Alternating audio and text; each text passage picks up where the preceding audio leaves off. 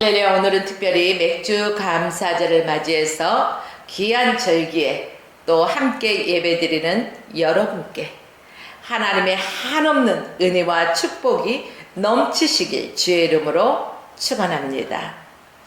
우리는 매년 맥주 감사주의를 지키고 있습니다. 우리가 맥주 감사주의를 지키면서 과연 어떤 느낌과 어떤 감격과 어떤 기쁨을 가지고 이 맥주 감사주의를 지키고 있습니까? 라고 묻고 싶습니다. 우리는요, 제가 안타까운 것 중에 하나가 부활절, 추수감사주의, 또 성탄절, 이 절기들은요 사람들이 아주 잘 기억해요. 그래서 아주 잘 지켜지고 있습니다.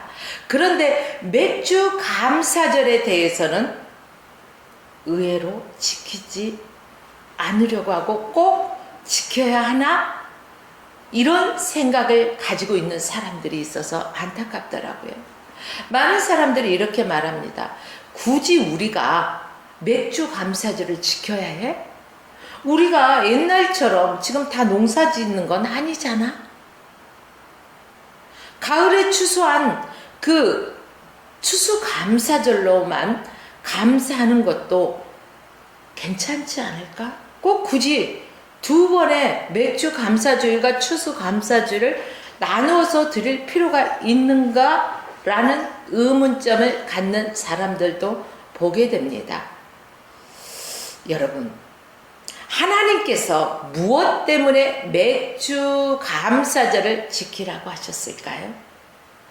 그래서 저는 오늘 맥주 감사절을 맞이해서 맥주 감사절의 진정한 의미와 또 맥주 감사절을 지키는 자가 받는 축복에 대해서 함께 은혜 나누고자 합니다.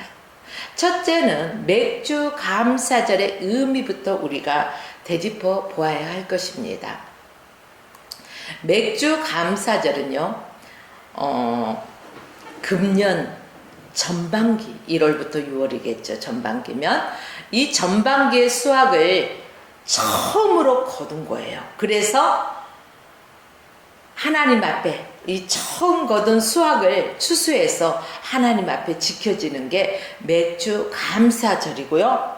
추수 감사절은 후반기에 가을에 거둔 수확을 인해서 한 해 동안 하나님께서 베풀어 주신 은혜로 말미암아 이렇게 수확하게 되었습니다. 하나님 은혜 감사합니다. 라는 것이 또 추수감사주일입니다. 이래서 전반기와 후반기로 나누어지는 것을 볼 수가 있겠죠.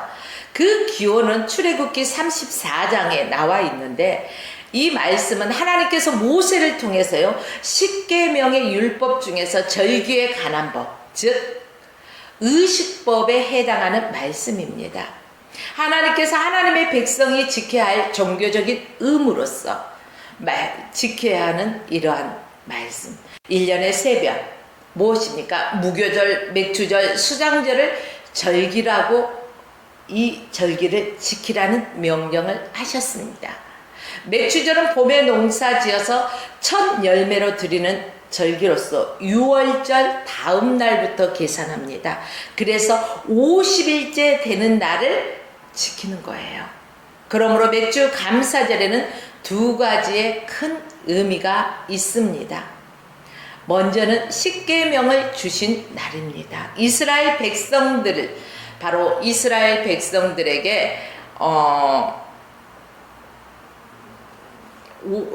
뭐냐면은 이 10계명을 주셨는데 하나님께서 이 10계명을 통해서 이스라엘 백성들이 바로 선민으로서 하나님의 은혜 안에서 하나님의 방법대로 살아갈 수 있도록 축복하시면서 주시는 것입니다.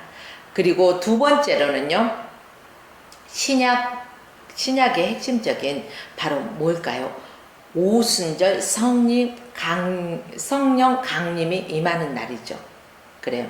신학시대에 와서 이날은 성령 강림절, 오순절 이렇게 불려지고 있습니다. 예수님의 12제자와 120명의 성도들이 예수님의 부활하신 후 승천하실 때 제자들에게 분부하신 말씀이 있죠. 그 약속대로 보혜사 성령을 기다리면서 마가다락방에서 기도하다가 성령을 충만하게 받은 날이기도 합니다. 아울러 오순절은 성령 강림은 초대교회가 탄생하는 그러한 시발점이라고도 할 수 있습니다. 그래서 맥주 감사절은 교회의 탄생일이기도 하다는 것입니다. 이러한 큰 의미를 가지고 있어요. 자,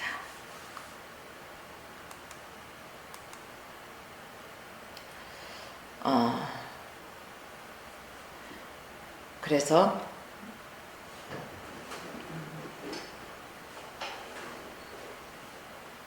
우리가 이 맥주 감사절을 지킬 때는 항상 하나님 앞에 감사해야 할 것입니다. 우리는 맥주 감사절을 지키면서요, 여러 가지 영적 축복에 대해서도 한번 알아봐야 할 것입니다. 맥주 감사절은 우리가 신앙생활을 하는 데 있어서 성숙함을 의미하는 것입니다. 이스라엘 백성들은 40년간 광야 생활을 해왔습니다.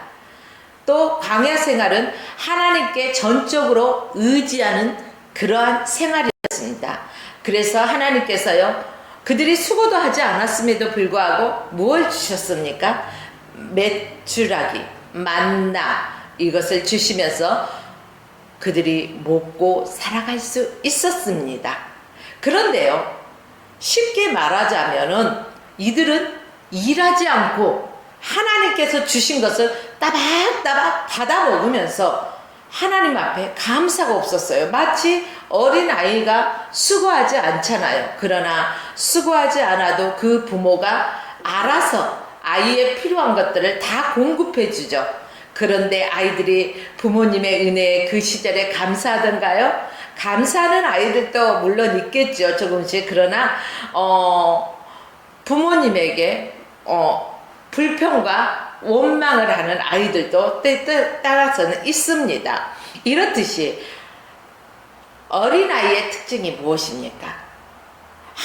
부모님께서 공급해 주신 것으로 살아가면서도 온전히 부모의 은혜를 알지 못하고 어버이날 때 노래 부르고 어버이의 은혜 하늘보다 높고 그잖아요. 그러면서 카네이션 하나 딱 달아주고 선물 하나 딱 주고 그걸로 끝인 대부분의 이런 사람들이 참 아이들이 많잖아요. 이렇듯이 우리 그리스도인들도 하나님 앞에 온전히 감사하지 못하는 그런 사람들이 너무너무 많다는 것입니다.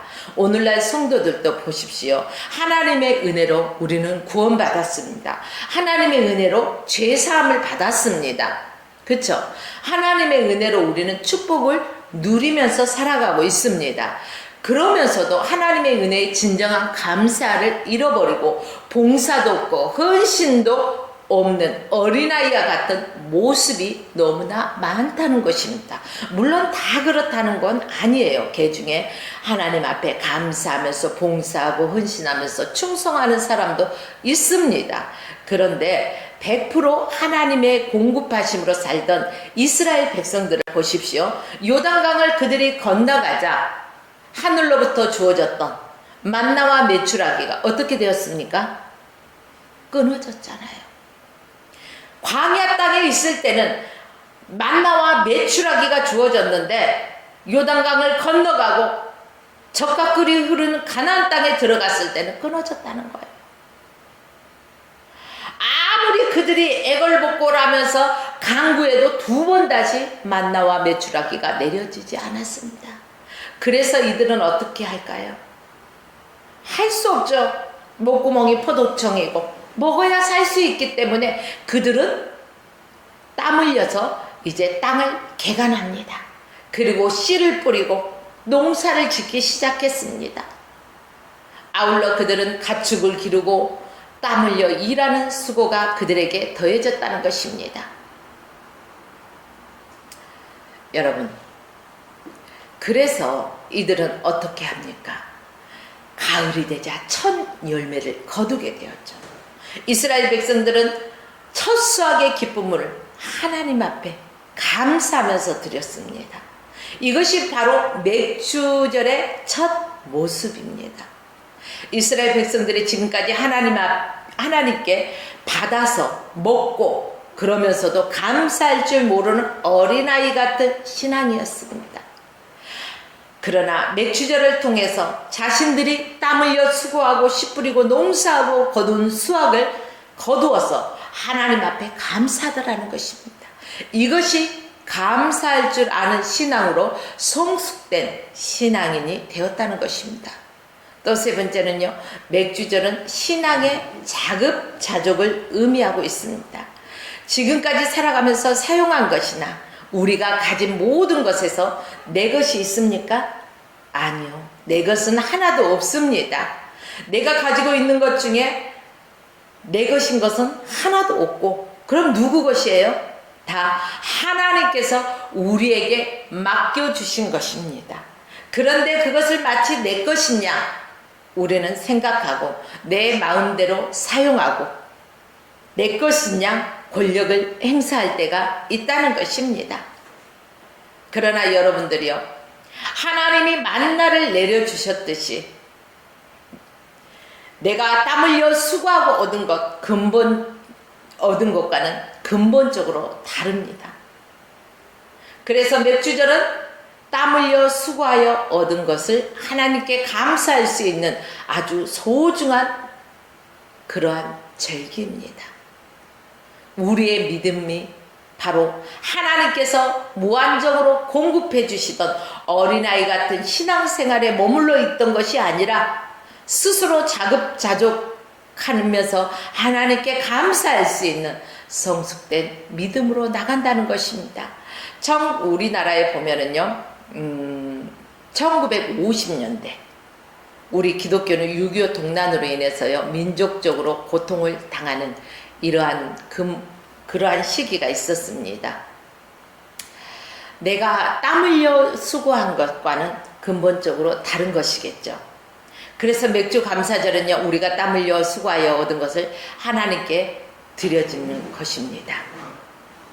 6.25 동란, 바로 민족적인 고통을 당한 후 미국이나 다른 나라로부터 어때요? 공급받았잖아요. 구제식품을 받아 먹었잖아요. 그래서 미군 차가 지나가면은요, 막 쫓아가고 초콜릿 받아 먹고 그런 시절이 있었다는 것입니다. 그런데 60년대 이후의 삶을 보면은요, 기독교의 새 바람이 불어 일어나기 시작했습니다. 월정헌금으로 드려지던 게 10의 1조로 이름이 바뀌면서 10분의 1, 열의 하나를 주님 앞에 드려지는 10의 1조로 바뀌었습니다. 눈을 씻고 보아도 찾아볼 수 없었던 감사. 이러한 감사헌금이 언제부터 하나님의 제단에 감사 예물을 드려졌다는 것입니다. 감사가 살아나니까. 그쵸? 그 감사가 살아나고 교회마다 불릴들이 성령의 불길이 일어나는 시대가 있었습니다. 그런 불릴 때 성령의 바람이 일어나니까 어때요? 나라가 잘 살게 되고 축복받는 나라가 되었어요. 정말로 60년대 이전의 삶을 보십시오. 얼마나 가난한 나라였습니까? 미군차가 지나가면 받아먹듯이, 그쵸? 초콜릿 받아먹듯이 정말로 보릿고개를 긁으면서 가난한 시대였는데, 복음이 들어와서 또 성령의 역사하심으로 말미암아 선교사들이 우리나라에 와서 복음을 전하고 교회가 부흥하자 이 나라가 잘 살게 되고, 이제는 세계 여러 나라의 선교사를 파송하는 그러한 나라가 되었어요. 세계 각국의 방방곳곳에 선교사를 파송할 뿐 아니라 그곳에 교회를 세우고 어려운 사람을 도와주고, 이것이 성숙된 믿음이고 또 자급자족하는 성숙된 믿음이라는 것입니다. 이제 우리는 광야 생활을 청산할 수 있어야 됩니다. 누구나가 광야 생활을 지나간다. 이 땅에 살아가는 동안은 우리는 광야 생활이다. 이렇게 말을 하곤 합니다. 그러나 이 광야 같은 세상을 살아갈 때도 어린아이 같은 삶이 아닌 성숙된 신앙으로서 감사할 수 있는, 하나님께서 그리 아니하실지라도 나는 주께 감사한다는 이러한 감사가 살아나는 성숙한 신앙인이 되어야 된다는 것입니다. 하나님께 좀 주세요. 이것 주세요. 저것 주세요. 달라고 떼쓰는 이러한 것에서 벗어나야 된다는 것입니다. 어린아이 철부지 때는 정말로 뭐 시장에를 가든 마트에를 가든 어린아이들이 얼마나 영악한지, 엄마가 안 사줄 것 같으면은 꼭 누구 아는 사람 만났을 때 엄마가 좀 그 앞에서 내가 떼쓰면은 좀 체면이 우습게 될 것 같은 그런 상황 속에서 막 사달라고 막 떼쓰고 엉엉엉 거리고 그렇잖아요. 그런 신앙에서는 바꿔줘야 돼요. 어린아이가 성장하면은 이제 그 성장하고 결혼하고 나면은 어때요? 부모의 마음을 알게 돼요. 아, 우리 부모님도 나를 이렇게 해서 낳아서 이렇게 키웠구나. 자식을 키워가면서 부모의 마음을 헤아리잖아요. 그러면서 부모에게 진정한 감사라는 것을 느끼지 않습니까? 이렇듯이 우리 광야 같은 세상에서 살아가면서 어린아이같이 하나님 이거 해주세요, 저거 해주세요. 나는 하나님 앞에 무엇을 드릴 건지 생각지도 않으면서 막 떼쓰는 어린아이 같은 신앙에서 이제는 벗어나서 내가 무엇을 주님께 드릴까? 내가 지금까지 살아온 것은 하나님의 은혜였다는 것을 우리는 고백해야 된다는 것입니다. 내가 지나온 삶을 되돌아보는데 오직 은혜였다는 것입니다. 은혜 아니면 살아갈 수 없는 이러한 삶을 살아왔다는 것입니다. 여러분, 이제는 하나님이 받으시고자 하는 특별한 별미, 내가 무엇을 아버지 앞에 드리면 아버지가 기뻐하실까? 하나님께서 흡족해 하시고 하나님의 마음을 시원케 해드릴 수 있는 무언가를 드리고자 늘 생각하면서 하나님을 기쁘게 해드리고자 하는 마음으로 바뀌어지는 것이, 이러한 마음이 또 감사의 마음으로 바뀌어지는 것입니다. 신앙생활은 남의 것 가지고 하는 것이 아닙니다. 신앙생활은 빌려서 쓸 수 있는 것이 아닙니다. 야, 아무개야, 네 믿음 좋다지? 그 믿음 잠깐만 나 빌려줘. 빌려줄 수 있어요? 아니요. 빌려줄 수 없어요. 믿음은 1대1의 관계예요. 빌려온 도끼를 나무를 자를 수가 없듯이 그 나무 도끼 날이 도끼에서 빠져서 물에 빠졌잖아요. 이와 같이 신앙생활도 얻어다 하는 것이 아니에요. 빌려다 하는 것이 아니라는 것이에요. 자기 믿음을 가지고 자기가 구원받고 또 자기 신앙생활을 하는 것으로 인해서 하나님께서 축복하시는 것입니다. 그러므로 내가 하나님 앞에 얼마나 자급자족하는 이러한 신앙으로서 하나님 앞에 감사하면서 살아가고 있는 것인가. 내가 땀 흘려 일주일 동안 수고한 것들, 하나님께서 그 안에서 주신 것들로 인하여 감사할 수 있어야 됩니다. 그 중에서도 오늘은 상반기에 하나님께서 주신 것에 대한 감사할 수 있는 매구절이라는 것입니다. 목사님이 이래라 저래라 한다 해서 우리 목사님은 맨날 나만 보면 이거 되라 저거 되라 마지못해서 움직이는 사람, 이것이 성숙한 신앙인입니까? 아니죠. 어린아이 같은 신앙이에요. 성숙한 신앙은 목사님이 이거 되라 저거 되라 말하지 않아도 스스로 하나님의 전에 이 부분이 내가 쓸고 닦아야 되겠구나. 성전을요 내 집보다 깨끗하게 가꾸는 거예요. 하나님의 성전이니까. 하나님이 기뻐하시는 일이라면 뭐든지 할 수 있어. 유행가 가사에도 있더라고. 네가 기뻐하는 일이라면 뭐든지 할 수 있어. 근데 그것을 좀 바꿔보면 하나님이 기뻐하는 일이라면 뭐든지 할 수 있어. 하나님이 가라시는 곳이면 어디든지 갈 수 있어. 그것이 바다 끝이라 할지라도 주님이 가라시면 가고 주님이 멈춰서라면 멈춰설 수 있는, 순종할 수 있는 믿음이 우리는 되어야 할 것입니다. 사랑하는 여러분들이요, 이것이 바로 우리가 성숙한 신앙으로서 하나님 앞에 감사로 나가는 것이고 자급자족하여서 우리가 성숙된 믿음으로 살아가는 것입니다. 마지막 네 번째를 볼까요? 맥주 감사절은 하나님의 말씀을 지키는지 안 지키는지 시험하는 것이에요. 하나님은 광야에서 이스라엘 민족에게 무엇을 주셨죠?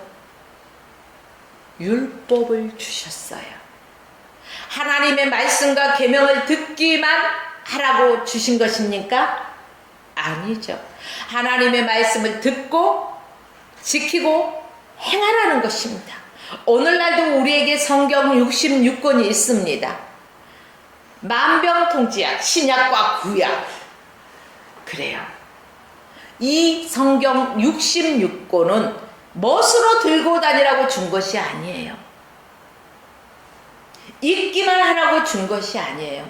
이 말씀을 읽고 눈으로 보고 소리내어 읽고 때에 따라서 묵상하면서 이 말씀을 상고하고 이 말씀을 통해서 기도하고 또 깨달아진 부분에 대해서 나아가서 순종하는 것입니다. 행함이 없는 믿음은 산 믿음이다, 죽은 믿음이다, 죽은 믿음이라는 것입니다. 그러므로 하나님의 말씀을 듣고 알음에서 머리에서 아는 것에서 그치는 것이 아니라 우리의 손과 발로 행해져야 된다는 것입니다. 순종해야 된다는 것입니다. 그래서 신명기서 28장 1절 말씀 보면 내가 내 하나님 여호와의 말씀을 삼가 듣고 내가 오늘날 내게 명하는 그 모든 명령을 지켜 행하며 내 하나님 여호와께서 너를 세계 모든 민족 위에 뛰어나게 하실 것이라고 하셨습니다. 여기에서도 하나님의 말씀을 듣고 그 명령을 어떻게 하라고요? 행하라는 것입니다. 지키라는 것입니다. 하나님의 말씀은 액세서리가 아니에요. 하나님의 말씀은 살아있습니다. 운동력 있습니다. 생명의 말씀입니다. 능력의 말씀입니다. 그러므로 우리는 그 말씀에 의지하여 하나님의 말씀에 의지하여 지켜 행하라는 것입니다. 그러므로 맥주절을 지키라고 하는 것은 하나님의 말씀을 지키는지 안 지키는지, 순종하는지 불순종하는지 시험하신 하나님의 자금석이라고 말할 수 있습니다. 끝으로 맥주 감사절은 하나님의 축복하시기를 위한 공고입니다.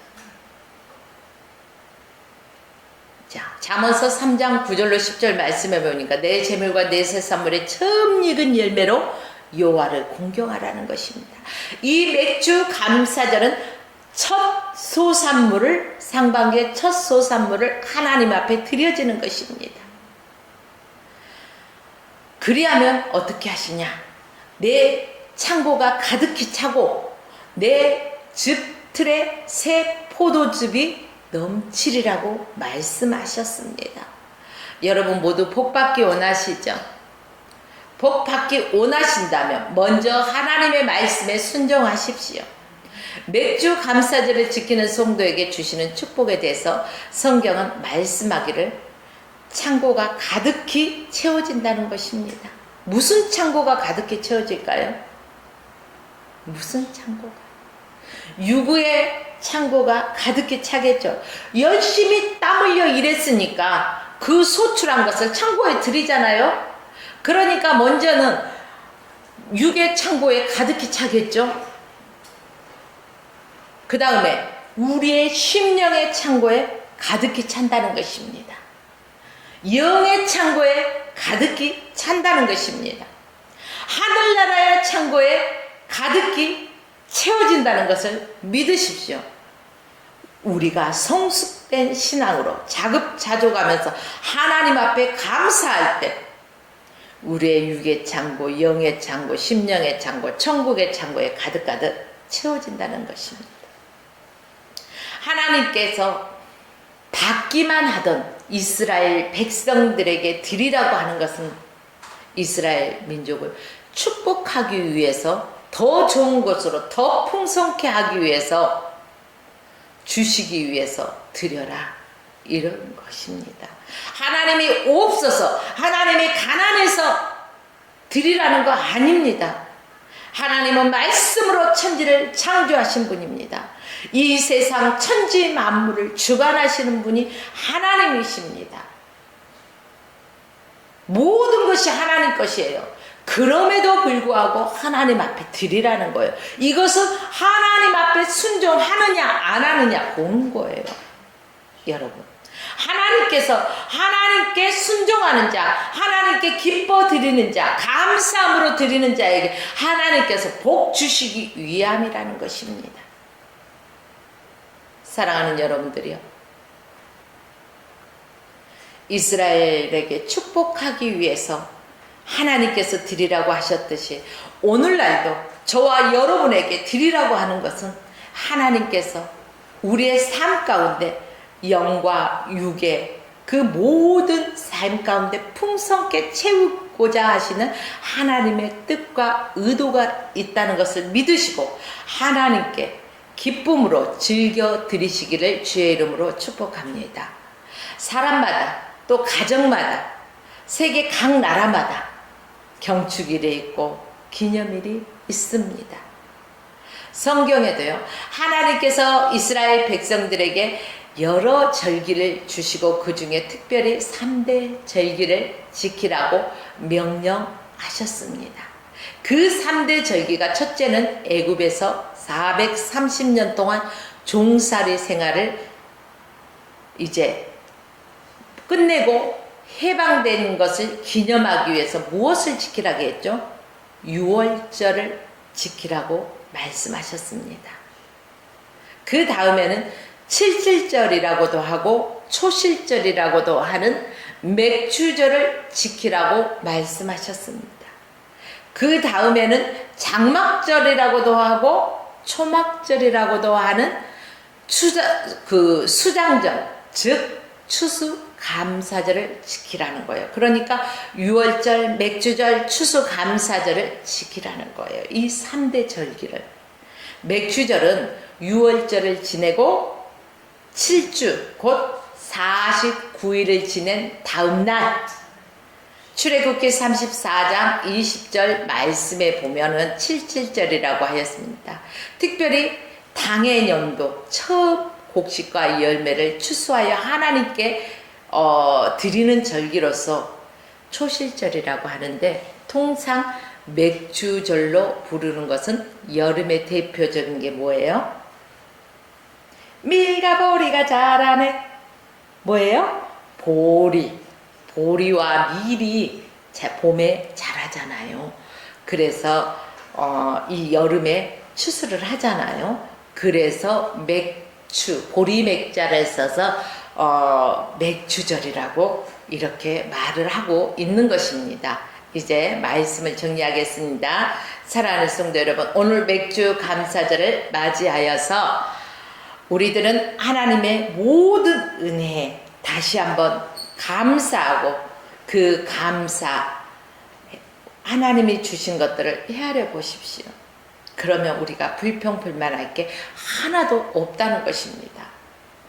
그래서 우리는 감사하는 자가 되고, 더 나아가서 넘치는 감사 생활을 해야 할 것입니다. 우리들의 육신이 살아가는 데 필요한 것을 채워주시고, 그리스도 안에서 신령한 축복을 주시고, 영원한 하나님의 선하심과 인자하심을 베푸심을 생각할 때요, 우리는 범사에 감사해야 합니다. 특별히 우리가 역경일 때, 왜 나만 겪는 고난이냐고 슬퍼하지 마세요. 슬퍼하지 말고 뭐 하라고요? 감사하라고. 이 고난의 끝에 무엇이 있을까요? 고난이라는 것을 통해서 축복이 다가오는 거예요. 미리 보고 감사하라는 거예요. 불평하는 자는 그 축복을 받을 자격이 없어요. 사랑하는 여러분들이요. 그러므로 환난 때, 고난할 때 더욱더 감사할 수 있는 성도가 되시기를 부탁드립니다. 범사에 감사한다는 것은요, 이것은 하나님의 뜻이에요. 항상 기뻐하라. 쉬지 말고 기도하라. 범사에 감사하라. 이것은 뭐예요? 그리스도 예수 안에서 하나님의 뜻이라는 것이죠. 하나님을 기쁘시게 하는 것. 또 하나님께 영광 올려드리는 것. 이것이 유일한 축복받는 방법이에요. 축복의 길은 오늘 우리 성도들이 살아갈 때 하나님을 온전히 믿고 그 뜻대로 우리가 준행하면서 하나님의 약속하신 하늘의 신령한 복과 또 땅의 기름진 복을, 우리 육신의 건강의 복을 자손 천대 만대까지 누리는 저와 여러분의 삶이 되시기를 주님의 이름으로 축원드리며 오늘 말씀을 마칩니다.